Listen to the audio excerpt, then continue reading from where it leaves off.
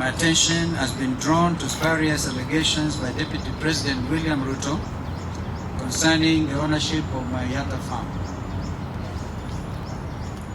Addressing a rally in Bomet on Friday, DP Ruto made a frivolous and unsubstantiated claim to the effect that I grabbed government land in Yatta. The wild claims hold no water.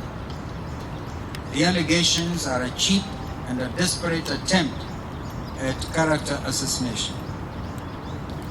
I have endeavored to uphold the highest moral and ethical standards in all my public affairs. I have nothing to hide, and I today challenge the authorities to open an investigation into this matter.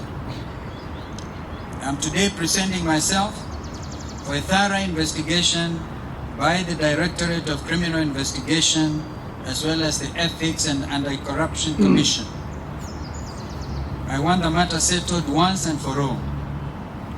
Indeed, this is a time to separate the truth from lies and